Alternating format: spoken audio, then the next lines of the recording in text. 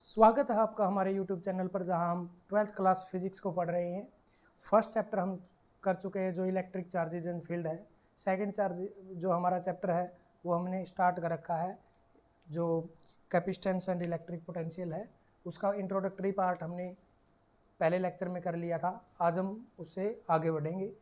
आज हमारा टॉपिक होगा electric potential for a dipole. Dipole के लिए इलेक्ट्रिक पोटेंशियल, उसको हम दो पार्ट में देखेंगे। जैसे हमने इलेक्ट्रिक फील्ड को किया था एक्सियल पॉइंट और इक्वेटोरियल पॉइंट पे। तो देखिए क्या है electric potential due to dipole, electric dipole के कारण इलेक्ट्रिक पोटेंशियल। उसमें हम फर्स्ट पार्ट देखेंगे एक्सियल पॉइंट पर। कहाँ देखेंगे? Axial point, at axial point. First of all dipole होता क्या है? डाइपोल होता है इक्वल एंड अपोजिट चार्जेस होते हैं। और देखिए जैसे ये Q पॉजिटिव ले लिया, और तो यहाँ पे नेगेटिव में Q को ही लेंगे। अगर यहाँ Q1 होता तो नेगेटिव Q1, मतलब कि ये 10 कॉलम है तो ये 10 कॉलम है होगा, लेकिन नेचर इनका क्या होगा? अलग अलग होगा। हमें पता है कि जो एक डाइपोल होता है उसका मिड पॉइंट क्या होता है? Centre of dipole. उसका मिड पॉइंट क्या होता है? Centre of dipole. तो हम इसकी डिस्टेंस को इसलिए क्या ले लेते हैं? 2a ले लेते हैं, ताकि जब हम सेंटर से कोई भी डिस्टेंस लें तो हमारी कैलकुलेशन में सेंटर से a इस साइड बचे और a इस साइड बचे, तो कैलकुलेशन हमारी आसान हो जाए। तो हमें निकालना है अब electric potential due to dipole at axial point, मतलब कि जो इनके एक्सिस होगा उसके ऊपर कहीं पॉइंट होगा। तो अगर मैं इनका एक्सिस ड्रॉ करूं इस तरीके से, इनके सेंटर से पास होता हुआ जाएगा एक्सिस। इस एक्सिस पे कहीं भी कोई पॉइंट लें तो लेट अस से this is point P eight axial point, इसके एक्सिस के ऊपर है। तो इस पॉइंट के ऊपर इन्फिनिटी से हमें क्या लेके आना है? एक यूनिट पॉजिटिव चार्ज लेके आना है। उसके लिए इलेक्ट्रिक पोटेंशियल कितना होगा वो हमें डिफाइन करना है। Let us say from centre this point is r distance, this point is at r distance. कितनी डिस्टेंस पे है? सेंटर से r डिस्टेंस पे है। अगर ये सेंटर से r डिस्टेंस पे है तो इस पॉजिटिव चार्ज के लिए कितनी दूर होगा? r प्लस इसके बीच में कितनी डिस्टेंस है? अगर मैं ये चार्ज मानूं a, r plus a distance पे होगा। और नेगेटिव चार्ज के लिए कितना होगा? r टोटल है और इसमें से a माइनस कर देंगे तो r माइनस a डिस्टेंस पे होगा ये पॉइंट P। और हमें क्या करना है? एक इन्फिनिटी से इस पॉइंट P तक क्या लेके आना है? एक यूनिट पॉजिटिव चार्ज को लेके आना है। तो अगर मैं पोटेंशियल लिखूं, ये सारी कंसीडरेशन है, आप लोग कर लीजिएगा कि दो चार्ज लिए हमने, एक पॉजिटिव है एक नेगेटिव है, तभी डाइपोल बनाएगा, इक्वल मैग्नीट्यूड होगा। उनके बीच की डिस्टेंस 2a है। Point from centre of dipole, mid point, या फिर बोलो मिड पॉइंट ऑफ डाइपोल, या फिर सेंटर ऑफ डाइपोल से point is at r distance. कितनी डिस्टेंस पे है? r डिस्टेंस पे है। तो हमें क्या निकालना है? इस पॉइंट P पे इलेक्ट्रिक पोटेंशियल डिफाइन हमें कैलकुलेट करना है। तो देखिए अगर मैं V plus Q positive charge के लिए इलेक्ट्रिक पोटेंशियल निकालूं इस पॉइंट P पे, तो हमने पिछले लेक्चर में किया था कि इलेक्ट्रिक पोटेंशियल पॉइंट चार्ज के लिए क्या आया था हमारा? KQ/R। KQ/R आया था। तो हम लिखेंगे Q क्या है? ये पॉजिटिव चार्ज है इसलिए पॉजिटिव ले लिया, डिवाइड बाई R। R क्या थी? उस पॉइंट और चार्ज के बीच की डिस्टेंस। तो देखो इस पॉइंट पे कौन सा चार्ज होगा? एक यूनिट पॉजिटिव चार्ज होगा। यहां से और इनके दोनों के बीच की डिस्टेंस कितनी होगी? मिड पॉइंट तक R है और यहाँ A और ऐड हो जाएगा तो R प्लस A। तो ये क्या आएगा? R plus A। ये किसके लिए आया? पॉजिटिव के लिए। अगर मैं नेगेटिव के लिए निकालूं V फॉर नेगेटिव चार्ज के लिए Q अब क्या है? नेगेटिव है, तो इसके आगे क्या लग जाएगा? माइनस साइन लगेगा, divide by distance between this charge and point. Mid point तक डिस्टेंस कितनी? R है, और इसमें से A निकाल देंगे, A माइनस कर देंगे। ये डिस्टेंस कितनी होगी? A को अगर मैं माइनस कर दूंगा तो R माइनस A। तो ये क्या बचेगा? R minus A। अब देखिए अब मेरे को नेट पोटेंशियल निकालना है अगर मेरे को नेट पोटेंशियल निकालना है तो इनका समीशन करना पड़ेगा। तो V इक्विवेलेंट कितना होगा, के क्यू बाई आर प्लस ए, और ये माइनस में है तो ये माइनस लगेगा, के क्यू बाई आर माइनस ए। अब यहाँ से V इक्विवेलेंट निकालने तो देखो के क्यू दोनों में कॉमन है तो कॉमन निकाल लेंगे, K Q into 1 by R plus A minus में 1 बाई आर माइनस ए, ये निकल जाएगा। अब यहाँ से V इक्विवेलेंट क्या आएगा, V equivalent is equal to k q, अब इनका एलसीएम क्या आया होगा, r plus a, r minus a का multiplication, r plus a into are minus a का मल्टीप्लीकेशन। अब यहाँ क्या आएगा ऊपर, आर माइनस ए, क्योंकि ये इससे डिवाइड हो गया होगा आर प्लस 1 से, बचा आर माइनस ए, फिर माइनस का साइन है तो क्या इसको इससे डिवाइड करेंगे तो ये कैंसिल आउट हो गया, बचा आर प्लस ए, तो यहाँ क्या लिखेंगे, आर प्लस ए। अब देखिए V इक्विवेलेंट कितना बचा हमारा, K Q into are minus A, minus को अगर अंदर लेके जाऊंगा तो माइनस का आर और माइनस का ए, माइनस का आर हो जाएगा और माइनस का ए, और एक प्लस का आर है तो अब दोनों कैंसिल आउट। अब माइनस माइनस में ए हो गया तो ये कितना बचा, माइनस का 2a डिवाइड बाई ये क्या है, a प्लस बी और a माइनस बी क्या होता है, a square minus B square, तो इसलिए क्या हो जाएगा ये आर स्क्वेयर माइनस a का स्क्वेयर। अब यहाँ से V इक्विवेलेंट अगर मैं निकालूँ, माइनस को बाहर ले लूँ, k Q into 2a divide by are square minus a का स्क्वेयर। अब हमने पिछले यूनिट में किया था कि डाइपोल का मोमेंट क्या होता है, P। डाइपोल मोमेंट को किससे डिनोट करते हैं, P से, और वो क्या आता है, Q इंटू 2a। तो यहाँ Q इंटू 2a की जगह हम क्या लिख सकते हैं, डाइपोल मोमेंट, जिसको किससे डिनोट करते हैं, P से, divide by are square minus A square, where P is equal to Q into 2a, Q into 2a, क्योंकि P क्या होता है, डाइपोल मोमेंट, और उसकी वैल्यू क्या आती है, Q इंटू 2a। तो V इक्विवेलेंट क्या है हमारा, माइनस के P upon are square, minus के P upon are square minus A square. अब देखिए for short dipole, for short dipole, short dipole का मतलब क्या होता है कि इनके बीच की डिस्टेंस जो चार्ज है वो बिल्कुल कम हो, बिल्कुल कम हो।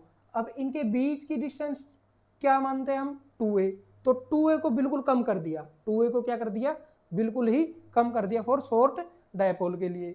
अगर 2a को कम कर दिया तो a तो और भी 2a का हाफ होगा, a क्या होगा, 2a का हाफ है तो वो और भी ज़्यादा कम हो जाएगा। तो therefore a will be lesser, much lesser than r। ये तो 2a को हमने कम कर दिया, इनको क्लोजर ले आए तो इनके बीच की डिस्टेंस तो 2a ही रहेगी, वो कम हो या ज़्यादा हो। अगर बिल्कुल शॉर्ट डिस्टेंस के लिए करें तो 2a को हमने क्या कर दिया होगा, कम कर दिया होगा। अगर 2a ही कम है तो a तो उसका आधा है ना, a तो और भी कम होगा, a is much lesser than r, तो r से कम होगा तो वी कैन नेग्लेक्ट a को क्या कर सकते हैं, नेग्लेक्ट कर सकते हैं। देयरफॉर जो हमारा v इक्विवेलेंट होगा वो क्या होगा, माइनस के पी अपॉन आर स्क्वेयर, और a को हम क्या कर देंगे, नेग्लेक्ट कर देंगे, माइनस के पी अपॉन आर का स्क्वेयर। ये क्या आया हमारा equivalent for axial point due to dipole. Axial point पे डाइपोल के लिए v इक्विवेलेंट माइनस के पी अपॉन आर स्क्वेयर। लेकिन क्या ध्यान करना है कि ये किसके लिए है, ओनली फॉर शॉर्ट डाइपोल, छोटे जब डिस्टेंस बिल्कुल कम हो, वरना क्या होगा फार्मूला v इक्विवेलेंट का, नहीं तो माइनस के P upon are square minus A square. ये किसके लिए है, शॉर्ट डाइपोल के लिए। अब इसी तरीके से हम करेंगे किसके लिए, ये हमने एक्सियल पॉइंट पे किया था, अब डाइपोल के कारण इक्वेटोरियल पॉइंट पे देखेंगे हम, electric potential for equatorial point. Equatorial point क्या होता है, पहले तो ये देखिए, सेकंड है हमारा एट इक्वेटोरियल पॉइंट, मतलब कि इक्वेटोरियल पॉइंट वो होता है जो दोनों चार्जेस से इक्वल डिस्टेंस पे हो, दोनों चार्जेस से इक्वल डिस्टेंस पे हो। लेट अस से this is charge q1 and this is charge positive Q और दिस इज माइनस क्यू, क्योंकि डायपोल है तो इनका मैग्नीट्यूड इक्वल रहेगा, बस क्या रहेगा ये अपोजिट इन नेचर। देखिए अब इक्वेटोरियल मतलब इन दोनों पॉइंट से इक्वल डिस्टेंस पे वो पॉइंट होना चाहिए। अगर यहाँ लेंगे तो एक से कम ज़्यादा, यहाँ लेंगे एक से कम ज़्यादा, तो क्या करते हैं जो इनका मिड पॉइंट होता है, यहाँ से अगर मैं मिड पॉइंट निकालूं, यहाँ इनका मिड पॉइंट है लेट्स से, इस मिड पॉइंट के ऊपर अगर मैं परपेंडिकुलर ड्रा कर दूं तो ये क्या होगा एक परपेंडिकुलर, और मिड पॉइंट के ऊपर परपेंडिकुलर को ड्रॉ किया है तो इसलिए ये क्या होगा परपेंडिकुलर बाइसेक्टर। परपेंडिकुलर बाइसेक्टर मतलब कि एक्सिस पे ये क्या होगा परपेंडिकुलर 90 डिग्री भी होगा और एक्सिस को दो इक्वल पार्ट में भी डिवाइड करेगा, तो इसलिए ये परपेंडिकुलर से इनकी डिस्टेंस कितनी होगी a, क्योंकि टोटल डिस्टेंस कितनी होती है 2a हम मानते हैं। अब क्या होगा इस परपेंडिकुलर एक्सिस के ऊपर कहीं भी हम पॉइंट ले ले वो पॉइंट इन दोनों चार्जेस से इक्वल आएगा, दोनों चार्जेस से इक्वल डिस्टेंस पे होगा। लेट अस से अगर मैं यहाँ लूँ पॉइंट को तो देखिए इस पॉइंट पे चार्ज लेने से क्या होगा, ऐसे अगर इस पॉइंट पे लिया तो क्या हुआ a और a बचा, यहाँ से लेंगे तो भी ये इक्वल आएगा। लेट अस से यहाँ लिया अब ये पॉइंट P, तो यहाँ पर भी इसकी डिस्टेंस क्या होगी दोनों से इक्वल डिस्टेंस होगी, इक्वल डिस्टेंस होगी। अब देखिए हमने क्या माना था मिड पॉइंट से उस पॉइंट की डिस्टेंस को कितना माना था r, मिड पॉइंट से उस पॉइंट की डिस्टेंस को मान लिया था हमने r। अगर ये r है ये a है तो ये क्या होगा r square plus a square का root, r square plus a square का रूट, क्योंकि क्या ये एक राइट एंगल ट्रायंगल है और ये हाइपोटेन्यूस है, वो क्या होता है परपेंडिकुलर का स्क्वायर बेस का स्क्वायर और सारे का रूट है। इसी तरीके से इस साइड भी इक्वल ही होगी डिस्टेंस, तो देखो यहाँ से भी दिखा सकते हैं हम आर स्क्वायर प्लस ए का स्क्वायर का रूट, इसकी डिस्टेंस भी कितनी होगी क्योंकि ये पॉइंट होगा क्या इक्वल डिस्टेंस पे। अब इसके लिए हमें क्या निकालना है, हमें निकालना है पोटेंशियल। तो पोटेंशियल क्या होगा v प्लस चार्ज के लिए क्या होगा, फार्मूला क्या था पोटेंशियल का के क्यू बाई आर। अब देखिए के क्यू क्या है पॉजिटिव के लिए तो क्यू बाई आर, आर अब क्या डिस्टेंस थी उस पॉइंट पे यूनिट चार्ज और जिसके बीच जिसके इफेक्ट के कारण हम देख रहे हैं उनके बीच की डिस्टेंस। अब ये और ये इनके बीच की डिस्टेंस क्या हुई R square plus A square का रूट, ये तो आया पॉजिटिव के लिए। अगर मैं v नेगेटिव के लिए निकालूं तो क्या होगा के क्यू क्या है नेगेटिव है तो इसको माइनस लिखूंगा, तो ये क्या आया डिस्टेंस कितनी है R square plus A square. अब दोनों के इफेक्ट के कारण v इक्विवेलेंट अगर मेरे को निकालना है तो वो क्या होगा दोनों का समीशन कर देंगे K Q upon are square plus A square का root minus K Q upon are square plus A square का रूट। दोनों की दोनों क्वांटिटी सेम है और माइनस साइन है तो v जो इक्विवेलेंट निकलेगा वो क्या निकलेगा हमारा जीरो। v इक्विवेलेंट क्या आएगा जीरो।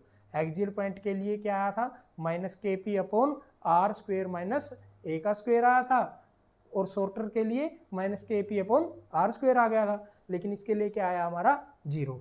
अगर इक्वेटोरियल पॉइंट पे हम क्या ले रहे हैं इसको पॉइंट को एट इक्वेटोरियल पॉइंट ले रखा है तो v इक्विवेलेंट हमारा जीरो आएगा। अब हम करेंगे किसी जर्नल पॉइंट के लिए, कोई जर्नल पॉइंट है उसके लिए क्या निकाल लेंगे पोटेंशियल निकाल लेंगे एट एनी जनरल पॉइंट, मतलब कि ऐसा पॉइंट जो ना तो एक्सिस के अलोंग हो जैसे हमने एक्सियल पॉइंट पे लिया था और ना ही उनके परपेंडिकुलर डिस्टेंस पे हो इक्वेटोरियल पॉइंट पे हो, तो मतलब अदर देन 90 डिग्री और 0 डिग्री। तो इस चीज़ के लिए देखो एक Q1 यहाँ है मान लो और यहाँ माइनस क्यू है, यहाँ माइनस क्यू और यहाँ प्लस क्यू, ना तो इस पे होना चाहिए ऐसे परपेंडिकुलर पे और ना यहाँ। लेट अस से हमने पॉइंट ले लिया यहाँ और ये पॉइंट क्या है मिड पॉइंट से अगर मैं इसको जोड़ूँ, अगर मैं इसको मिड पॉइंट से जोड़ूँ तो इसको आर वेक्टर को दिखाएगा ना, इसकी डिस्टेंस दोनों की आर बताया था हमने, आर वेक्टर को दिखाएगा और ये जो एंगल बनेगा ना तो 0 डिग्री होगा और ना ही 90 डिग्री, अदर देन 0 और 90 डिग्री होगा। अब हमें ज़रूरत पड़ेगी कि इस पॉइंट से इसकी डिस्टेंस कितनी होगी, क्योंकि हम अगर प्लस क्यू से चार्ज मान लें तो इसको मैं लेट अस से R1 मान लेता हूँ और इसको मान लेते हैं हम R2। इसको क्या मान लिया? R2। अब क्या देखेंगे हम, electric potential due to positive charge. Due to positive charge क्या होगा? KQ by R, KQ by R, लेकिन R क्या है यहाँ? R1 है। और नेगेटिव के इफेक्ट के कारण क्या आएगा? KQ बाई आर, तो R क्या है यहाँ? R2 है, तो इसको क्या लिखेंगे? R2। ये R है, ओके। ये क्या होगी? R2 निकलेगी हमारी, ओके। लेकिन ये किसके लिए है? नेगेटिव के लिए, तो क्या साइन आएगा? नेगेटिव। तो इन दोनों के इक्विवेलेंट क्या आएगा? दोनों को अगर मैं करूं तो KQ by R1 minus KQ by R2, दोनों का समीशन करेंगे ना, ये माइनस है तो ये माइनस साइन बीच में आ गया, तो V इक्विवेलेंट क्या निकलेगा? KQ क्या होगा हमारा? कॉमन आएगा 1/R1 minus 1/R2, 1/R1 minus 1/R2। अब यहाँ से देखिए V इक्विवेलेंट कितना आया हमारा?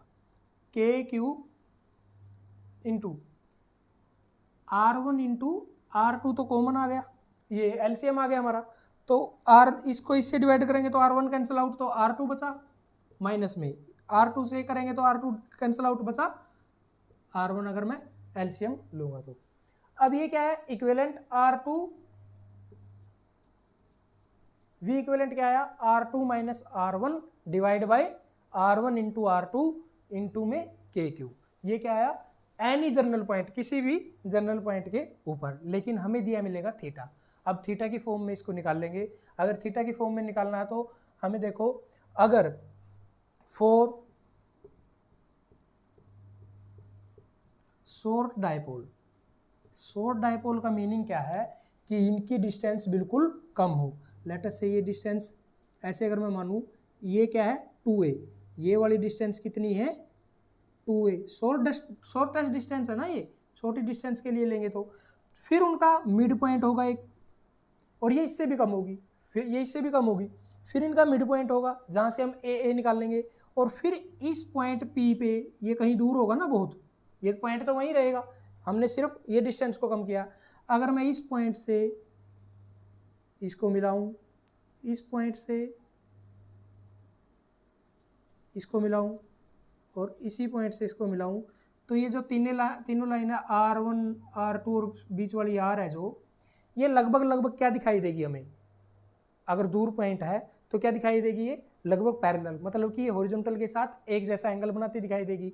और हम और क्या बोल सकते हैं कि R1 equal to R2 equal to R भी होगा, क्योंकि ये बिल्कुल छोटा एंगल बनाएगी, यहाँ छोटा सा एंगल बनेगा, बिल्कुल स्मॉल एंगल। और जब स्मॉल एंगल होता है इन दोनों के बीच में, अगर कोई पॉइंट दे रखा है इस तरीके से,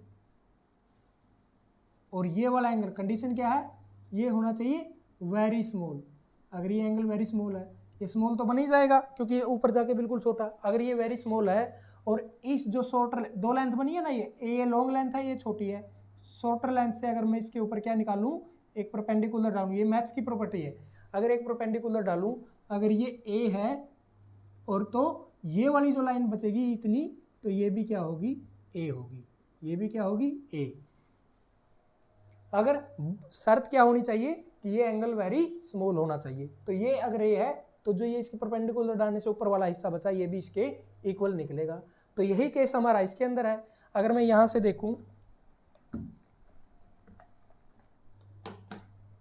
इसके अंदर अगर मैं निकालूं, देखो ऐसे, ये P पॉइंट है, ये एंगल थीटा बना है, ये R2 है, और यहाँ ये क्या है? 2a है। तो अगर मैं यहाँ से परपेंडिकुलर डालूं, यहाँ से एक परपेंडिकुलर ड्रॉ किया, मान लो लेट अस से दिस इज परपेंडिकुलर, ओके। तो जब मैं शॉर्टर लूंगा तो ये एंगल कितना होगा? Very small. तो ये एंगल वेरी स्मॉल है, और तो क्या होगा? ये सारी की सारी एक जैसी दिखेंगी, तो ये एंगल थीटा है तो ये भी थीटा ही दिखेगा, ये एंगल भी क्या दिखेगा? थीटा दिखाई देगा। तो अगर ये एंगल थीटा है, ये R2 है, तो हमने देखा फॉर स्मॉलर एंगल तो ये भी क्या होगी? R2 होगी, ये इतनी। और ये वाली लेंथ तो पहले ही क्या दे रखा है? R1 दे रखा है, ओके। अब इस ट्रायंगल में देखो, ये वाली ट्रायंगल है जो, ये वाली ट्रायंगल है, ये वाली, ये एंगल कितना होगा? 90 डिग्री होगा, ठीक है। अब इस ट्रायंगल में देखो, इसमें क्या है, ये थीटा है और ये 2a है, तो ये अगर 2a है और ये थीटा है तो ये क्या होगा 2a cos थीटा, क्योंकि थीटा के साथ क्या लग जाता है हमारा cos थीटा लग जाता है, 2a cos थीटा। ठीक है, ये हाइपोटेनियस है ना, तो ये 2a cos थीटा। अगर आप हाइपोटेनियस की फॉर्म में भी चेक करो तो उससे भी निकलेगा, नहीं तो हम फोर्सेज रिजोल्व करते हैं उसी तरीके से, अगर जिसके साथ थीटा लगा होता है उसके साथ क्या लग जाता है cos लग जाता है। ओके, अब देखिए ये परपेंडिकुलर है तो ये बेस ही होगा ना, यहाँ लगेगा साइन और यहाँ कोस और ये हाइपोटेनियस है। तो अब देखिए अगर मैं R1 में से R2 माइनस कर दूँ, R1 माइनस R2 तो ये हिस्सा बचेगा, तो R1 माइनस R2 क्या होगा 2a cos of theta. R1 minus R2 क्या 2a कोस ऑफ थीटा, लेकिन हमारी इक्वेशन में क्या आया R2 माइनस R1, तो अगर मैं यहाँ से R2 माइनस R1 करूँ तो ये क्या हो जाएगा minus 2a cos of theta, minus 2a cos of theta. तो therefore from 1 and 2, from 1 and 2 जो हमारा V इक्विवेलेंट निकलेगा for shorter k Q into minus 2a cos of theta divide by R1 into R2 है, लेकिन shorter के लिए क्या है R1 R2 is equal to R, दोनों की जगह R लिख सकता हूं मैं, तो ये भी R और ये भी R, तो ये क्या होगा R स्क्वेयर, ये क्या बन जाएगा हमारा R स्क्वेयर। अब ये किसके लिए आया है, किसी जर्नल पॉइंट के लिए V इक्विवेलेंट, मतलब कि पोटेंशियल आया है किसी जर्नल पॉइंट के लिए, कहीं भी थीटा हो। अगर मैं यहाँ देखूँ एक्सियल पॉइंट के लिए निकालूँ, एक्सियल पॉइंट पे क्या था, इस तरीके से पॉइंट था, तो थीटा कितना था 0 डिग्री, थीटा था 0 डिग्री, तो अगर 0 डिग्री पुट करूं तो कोस 0 डिग्री 1 होगा, तो कितना बचेगा माइनस के क्यू 2a, और इस के क्यू और क्या लिख सकते हैं हम q इंटू 2a है तो इसको p लिख सकते हैं ना, dipole moment cos of theta by are square. अगर मैं यहाँ लगाऊं तो थीटा अगर क्या है 0 डिग्री है तो कोस 0 डिग्री का वैल्यू कितनी होती है 1 होती है, तो ये क्या बचेगा माइनस के P upon are square axial के लिए। अगर मैं यहाँ यहीं से इक्वेटोरियल पॉइंट के लिए निकालूं तो थीटा की वैल्यू कैसे होती है, इक्वेटोरियल पॉइंट पे ऐसे होता है, थीटा 90 डिग्री पे होता है, तो 90 डिग्री 0 होता है, तो सारी टर्म क्या निकलेगी 0। इससे हम, ये एक जर्नल फार्मूला है जिससे हम इक्वेटोरियल पे भी और दूसरा क्या एक्सियल पॉइंट पे भी और किसी अन्य एंगल पे, कोई भी एंगल दे रखा है अदर देन 0 डिग्री और 90 डिग्री, उस पर भी हम निकाल सकते हैं कि क्या आया था हमारा, जो एक्सियल पॉइंट पे माइनस के पी अपॉन आर स्क्वेयर आया था, इक्वेटोरियल पे माइनस के पी दोनों इक्वल आए थे तो इसलिए 0 आ गया था। अब इक्विवेलेंट जो आया था एनी एंगल के Q R2 minus R1 upon R2 R1 into R2, ये आया था हमारा किसके लिए एनी जर्नल पॉइंट, ये था हमारा electric potential due to dipole. अब देखेंगे electric potential due to group of point charges. Group of point charges के लिए इलेक्ट्रिक पोटेंशियल को हम डिफाइन करेंगे क्या होता है।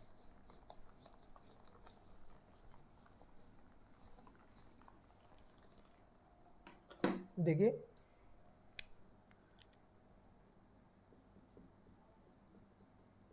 Electric potential due to group of point charges, मतलब नंबर ऑफ पॉइंट चार्जेस दे रखे हैं उसके लिए इलेक्ट्रिक पोटेंशियल क्या होगा। लेट अस से this is Q1, this is Q2, this is Q3, this is Q4, और इस तरीके से Qn तक क्या है चार्जेस है, और एक पॉइंट P है, इस पॉइंट P पे इलेक्ट्रिक पोटेंशियल देखना है। तो हम क्या करते हैं हर एक चार्ज से उसकी डिस्टेंस लेते हैं, लेट अस से Q1 से उसकी डिस्टेंस है R1, Q2 से उसकी डिस्टेंस है R2, Q3 से R3, Q4 से R4 और Qn से Rn। अगर ऐसे ऐसे करता जाऊं तो एक पॉइंट है Qn से उसकी डिस्टेंस कितनी होगी Rn, ऐसे करते जाएंगे तो ओके। तो हमें पता है कि electric potential for a point charge क्या है, के क्यू बाई आर। अगर मैं वी पोटेंशियल Q1 चार्ज के लिए देखूँ तो क्या आएगा, के क्यू बाई आर। आर क्या है, R1। वी Q2 निकालूँ तो के क्यू बाई R2, क्योंकि उसके लिए डिस्टेंस R2 है। वी Q3 निकालूँ तो के क्यू बाई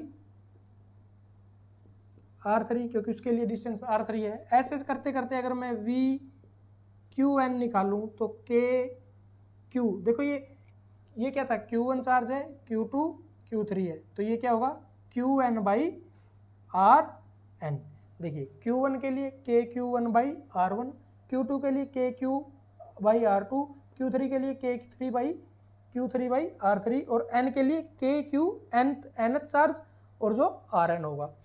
ओके, अगर मैं इक्विवेलेंट निकालूँ इसके लिए, V इक्विवेलेंट वो क्या होगा, सबका समीशन हो जाएगा, क्या होगा, के Q1 बाई R1 प्लस के Q2 बाई R2 प्लस के Q3 बाई R3, और ऐसे करते करते चलता जाऊँ तो प्लस में के QN बाई RN, के QN बाई RN। तो अगर इसके लिए मैं इक्विवेलेंट निकालूँ तो के तो क्या आएगा हमारा, सब में कॉमन आया है, और समीशन क्या होगा, देखो समीशन होगा क्यू आई बाई आर आई, जहाँ आई क्या होगा 1 से लेके I is equal to N, आई 1 से लेकर एन तक। इसको जोड़ते जाएंगे, फर्स्ट टर्म में आई को 1 ले लेंगे, सेकंड में 2 3 4 और एन तक चलते जाएंगे। ये किसके लिए है, four group of point charges. इसके लिए लिखेंगे हम Q1 R1 डिस्टेंस पे है, कंसिडरेशन सारे लिखनी है, P पॉइंट पे देखना है, Q2 R2 डिस्टेंस पे, Q3 R3 पे, ऐसे करते करते Qn कितनी डिस्टेंस पे है, Rn डिस्टेंस पे। We know that for point charge electric potential is K Q by R. तो Q1 के लिए के क्यू क्या है, Q1 है, और R क्या है, R1। के Q1 R1, Q2 के लिए के Q2 R2, ऐसे सबके लिए इक्विवेलेंट क्या है, सबको जोड़ देंगे और एक समीशन फॉर्म फार्मूला आ जाएगा हमारा। ओके, ये था हमारा electric potential due to group of point charges. अब हम देखेंगे इलेक्ट्रिक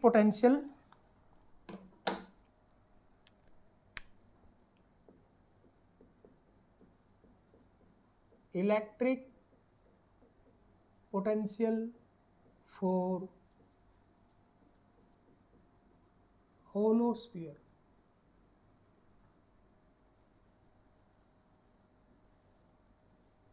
होलो स्फेरिकल चार्ज, एक होलो स्फेरिकल चार्ज है। लेट अस से एक स्फेरिकल चार्ज कैसे है, इस तरीके का। इसके लिए कितनी कंडीशन होगी, हम जैसे हमने इलेक्ट्रिक फील्ड निकाला था कि आउटसाइड, ऑन द सरफेस, फिर कहाँ, इनसाइड सरफेस, जो स्फीयर है उसके इनसाइड में। लेट अस से फर्स्ट हम लेंगे एक पॉइंट है, कहाँ, this P point is at outside the sphere, sphere के आउटसाइड है। तो अगर मैं इसको निकालूँ, P पॉइंट क्या है, आउटसाइड है, और इसकी डिस्टेंस मान ली हमने R, क्या मानी, R। सेंटर से इसकी डिस्टेंस, मैं इसको यहाँ दिखा देता हूँ, आप वो ना सोचिए, सेंटर से इसकी डिस्टेंस R है, और स्फीयर की रेडियस क्या है, ये भी रेडियस है स्मॉल r। स्फीयर की रेडियस हमने मान ली स्मॉल r, और इस पॉइंट की रेडियस मान लो या डिस्टेंस मान लो, वो कितनी माननी है, r मानी गई है हमें। तो फर्स्ट कंडीशन क्या है हमारी, फर्स्ट निकालना है v आउटसाइड, मतलब कि आउटसाइड है। अगर पॉइंट P कहाँ है, स्फीयर के आउटसाइड है, तो फार्मूला क्या होता है पॉइंट के लिए, के क्यू, इसका चार्ज कितना है, क्यू चार्ज है स्फेरिकल, के क्यू बाई आर। आर कितनी होगी हमारी, कैपिटल आर। ये किसके लिए आया है, आउटसाइड के लिए, के क्यू बाई आर। अब मैं ऑन द सरफेस निकालूं तो ये पॉइंट कहाँ आ गया होगा, ऑन द सरफेस तो ये है, इस पॉइंट पे आ गया होगा, पी पॉइंट कहाँ आ गया, यहाँ आ गया। अब इसके लिए we on the surface, surface के ऊपर, वो क्या होगा, के क्यू बाई आर। आर क्या अब हमारी स्मॉल आर, ये ऑन द सरफेस आया, where capital R is greater than small R. Capital R क्या है, स्मॉल आर से ज़्यादा है।